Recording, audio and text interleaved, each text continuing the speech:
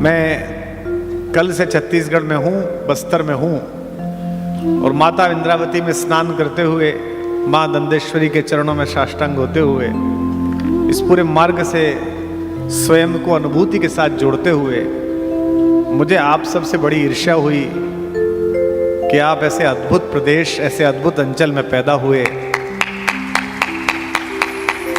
मेरा मन हुआ कि मैं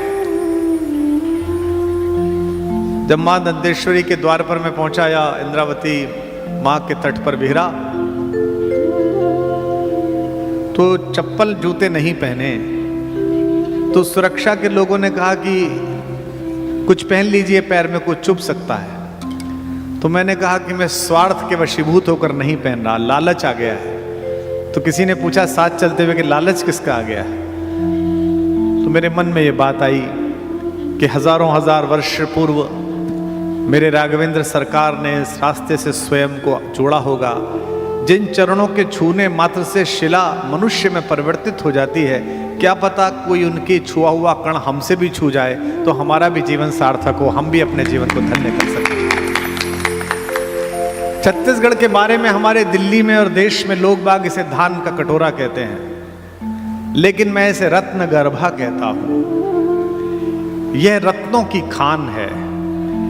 यहाँ के महापुरुषों ने तो विश्व को समुन्नत किया ही है, लेकिन यहाँ जिस प्रकार के भगवान के चिन्ह हैं, चाहे डोलकल गणेश जी की विश्व विश्रुत प्रतिमा हो, जहाँ भगवान परशुराम और भगवान गणेश जी के बीच के विवाद और उस विवाद के पटाक्षेप में इस धरा को अपने शरीर का एक चिन्ह देने की पुण्य जो बरसाया है भगवान गणपति ने, ऐसा भी शायद भारत में किसी प्रदेश को ना मिला हो, किसी मिट्टी को ना मिला हो जो आपको मिला है। राम भारत के लोक नायक हैं। हम उत्तर प्रदेश वाले इस बात पर बड़े मुग्ध रहते हैं कि बड़े ठाकुर छोटे ठाकुर दोनों हमारे यहाँ पैदा हुए। अयोध्या में भगवान राम बनकर आए और मथुरा में छोटे ठाकुर कृष्ण बनकर आए। मिथिला चले जाइए तो वो लोग इस बात पर बहुत प्रसन्न रहते हैं कि दोनों देवताओं का मार्ग यहाँ से पड़ा और बड़े ठाकुर ने तो वहीं से जगत जननी सीता का, हमारी माँ का पाणी ग्रहण किया और जन्म जन्मांतर के उस साथ को उस जन्म में भी दोहराया। भारत में कहीं भी विवाह हो, सब जगह गाना बजता है, मिथिला का कण कण खेला, जमाई राजा राम मिला। इस देश में वर में विष्णु देखने की परंपरा है, वधु में लक्ष्मी देखने की परंपरा है। दुनिया में होते होंगे पति पत्नी। ये देश ऐसा है कि एक बार जब पंडित जी पूजा कर देते हैं तो चाहे झोंपड़ी में रहने वाली बालिका हो, चाहे किसी बड़े सेठ की लड़की हो, सब में लक्ष्मी स्वयं अवतरित हो जाती हैं। हर वर में विष्णु स्वयं उपस्थित हो जाता है, जगतपति स्वयं आ जाता है। लेकिन आपका सौभाग्य है कि दुनिया जिनको देखने के लिए, जिनके चरणों में झुकने के लिए आतुर रहती है, विनम्रता से बात करती है, वो अयोध्या में जो लाला के रूप में विराजमान हैं, जो अपने श्री विग्रह में 500 वर्षों के संघर्ष के बाद पिछले वर्ष लौटे हैं, उस जगत के तारणहार को इस मिट्टी ने भांजे के रूप में स्वीकार किया, भाचा राम के रूप में स्वीकार किया। आपका सौभाग्य। भगवान राम 14 वर्ष यहां रहे। उनके पदचिन्ह, माता सीता के पदचिन्ह, लक्ष्मण जी के पदचिन्ह इस पूरी धरा पर जगह जगह जगह जगह दिखाई देते हैं। दंडकारण्य में भी, कण-कण में भी विद्यमान है। यहाँ की दोरली बोली में इंजरम शब्द का अर्थ है अभी राम आए हैं। छत्तीसगढ़ सौभाग्यशाली है कि हजारों वर्षों से इंजरम की भाषा में कह रहा है कि राम आ गए हैं, मेरे यहाँ राम पहुंचे। रामाराम हो, जहां चिट्टपिटीन माता मंदिर में भगवान ने आराधना की और यह शोध से पुष्ट हुआ कि वहां का जो शिवलिंग है वो स्वयं भगवान ने अपने हाथों से स्थापित किया।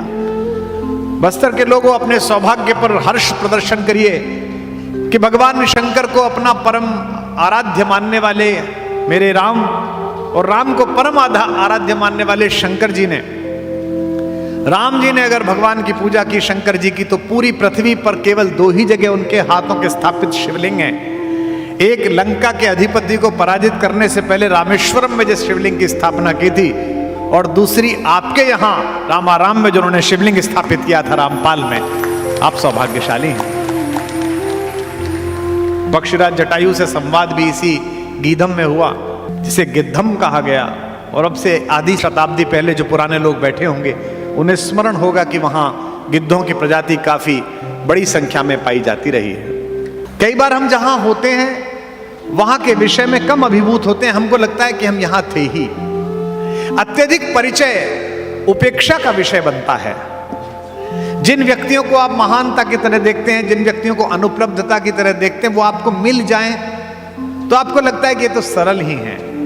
चंदन की जरा सी लकड़ी हमारे यहां पूजा में आती है तो पंडित जी बड़े दोनों हाथों से उठाते हैं कि चंदन, चंदनम प्रतिगृह्यताम।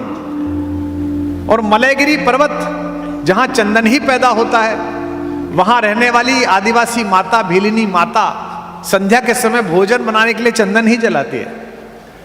रहीमदास जी ने कहा, अति परिचय से होत है अरुचि अनादर भाय। अत्यधिक परिचय हो जाए तो अरुचि भी हो जाती है, कई बार अनादर भी हो जाता है। मलयगिरी की भीलिनी चंदन देत जलाए, चंदन को जला देती है। मैं कई बार स्वयं के विषय में भी सोचता हूं, जिनको आप उपलब्ध नहीं है वे आपके लिए तड़पते हैं, परेशान होते हैं, आपका चित्र देखते हैं, आपको सोशल मीडिया पे फॉलो करते हैं। एक दो रोज में हर आंख ऊब जाती है, एक दो रोज में हर आंख ऊब जाती है। मुझको मंजिल नहीं रास्ता समझने लगते हैं। जिनको हासिल नहीं वो जान देते रहते हैं, जिनको मिल जाऊं वो सस्ता समझने लगते हैं। सामान्य प्रक्रिया है, ये सामान्य बात है। तो हो सकता है आपको लगता हो सामान्य बात है कि अपने जीवन का सबसे महत्वपूर्ण, सबसे सुंदर समय, सबसे संघर्षशील समय, सबसे दीपित समय रघुराई ने यहां बिताया, ये आपको सामान्य लगता हो। पर मुझ जैसे राजधानी क्षेत्र से आने वाले लोग, नोएडा से आने वाले लोग जब कभी बस्तर से गुजरते हैं तो खिड़कियां बंद नहीं रखते कार की, खोल कर रखते हैं कि इसी हवा में मेरे सरकार ने कभी सांस ली है, स्वयं को ईश्वर ने एकाकार किया है।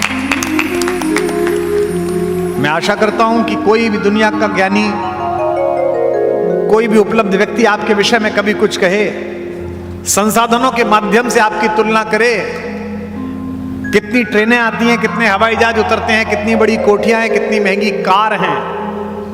कोई कहे कि बस्तर में कितनी महंगी कार है, दिल्ली में तो 5 करोड़ की कार है, तो गर्वित होकर स्वाभिमान के साथ उसे जवाब देना कि तुम्हारे पास महंगी कार हो सकती है, बस्तर के पास राम का संस्कार है जो कहीं नहीं मिलता, जो राम यहां पर मिलता।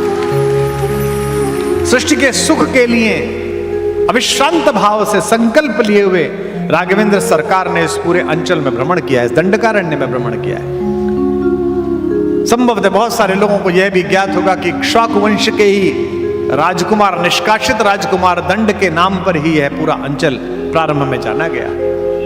भगवान ने जो प्रण किया था, निश्चरहीन करो मही भुज उठाय प्रण कीन, मैं इस पृथ्वी को निशाचरों से हीन कर दूंगा, सकल मुनिन के आश्रमई जाए जाए सुख दीन। ये जो संकल्प लिया था यह बस्तर के ही रक्षा हांडा में पूरा हुआ। वहीं वे ऋषि अस्थियां थीं जिनका पहाड़ देखकर भगवान का मन विगलित हुआ।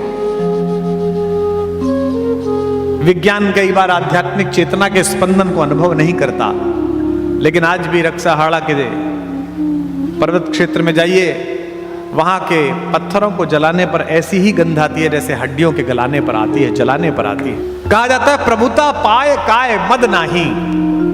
जरा सी प्रभुता मिल जाए, जरा सी ऑथोरिटी मिल जाए तो आदमी पागल हो जाता है। हमने ऐसा नौकरशाही में भी देखा है, सत्ता में भी देखा है, लगातार देखते हैं। धनवान लोगों को भी देखा है, जिनके पास धन अधिक आ जाता उनमें भी देखा है। हमारे मंच की एक कवित्री हैं, उनका ये शेर है कि जो खानदानी रईस हैं वो मिजाज रखते हैं नर्म अपना, तुम्हारा लहजा बता रहा है तुम्हारी दौलत नई नई है।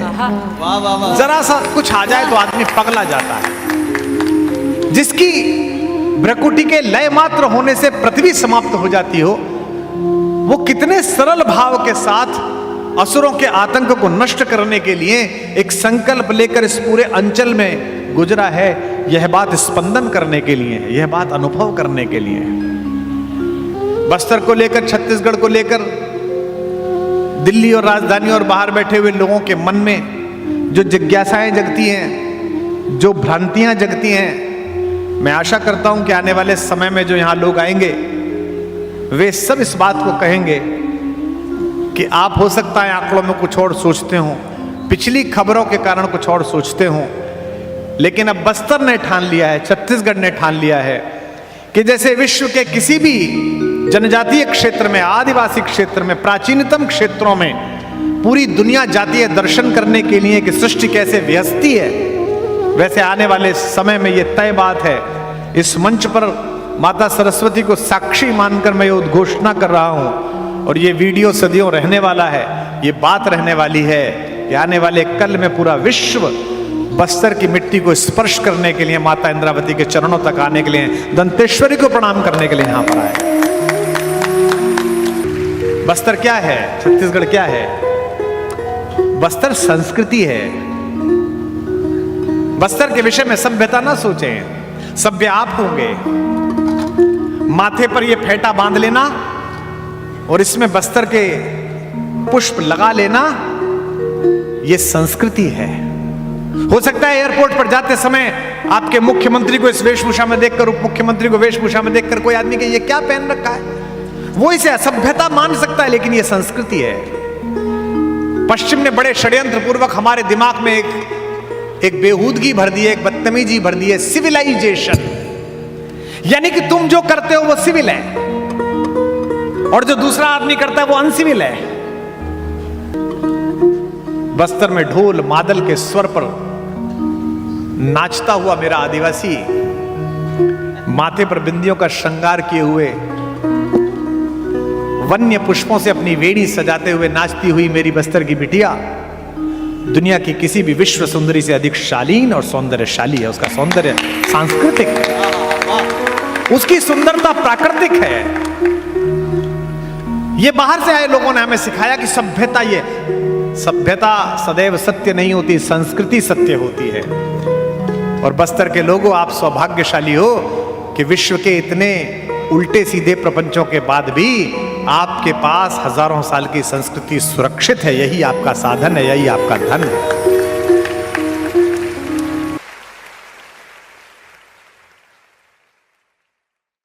लोग कहते हैं कि कई बार कृष्ण ने ऐसे काम किए जो धर्मानुकूल नहीं थे।